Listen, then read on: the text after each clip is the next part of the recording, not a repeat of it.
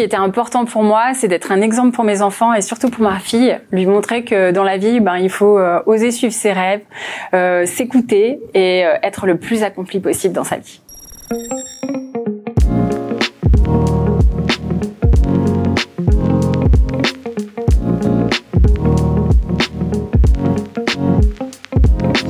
Salut, moi c'est Karen, je suis thérapeute et entrepreneur.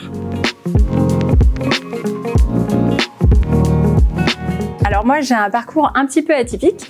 Je viens à la base du monde du spectacle, je suis comédienne de formation. Et puis j'approchais la trentaine, j'avais besoin de stabilité, j'avais besoin aussi de me consacrer à un de mes grands rêves qui était celui de devenir maman. Je suis rentrée dans la banque, donc rien à voir. J'y suis restée 7 ans, mais c'était cadré, c'était aussi des horaires qui convenaient mieux à ma vie de famille et donc j'ai eu 3 enfants.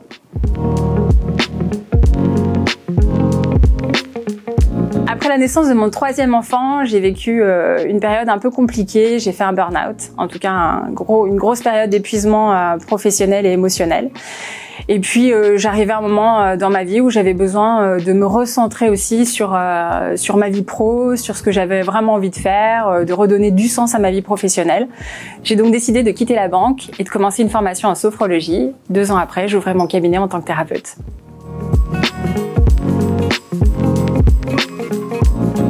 Eh bien parce que quand on devient thérapeute, c'est un petit peu compliqué de jumeler ça avec le fait de savoir se vendre, de communiquer, tout cet aspect marketing. C'est vrai que c'est un peu tabou dans le domaine de la santé de lier ça avec le commerce.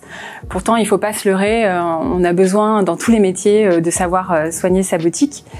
Et dans le monde de la thérapie, il y a le même principe qui se place. Donc c'est pour ça que j'ai voulu commencer cette formation parce que j'étais dans un moment de ma vie où je me posais des questions, j'avais envie de développer ma marque, de me diversifier, d'être un peu plus présente, de me démarquer, de savoir mieux parler de ce que je peux apporter aux gens qui viendront me voir au cabinet.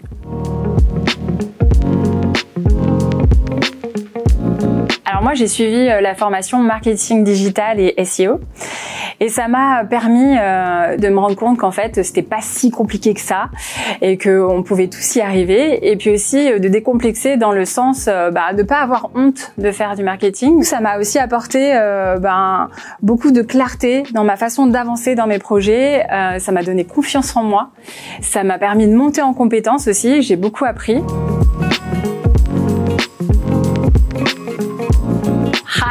Tellement de choses, mais la principale vraiment, malgré les difficultés, les inconvénients de la vie d'entrepreneur, parce qu'il faut pas non plus dresser un tableau idyllique, c'est pas facile d'être entrepreneur.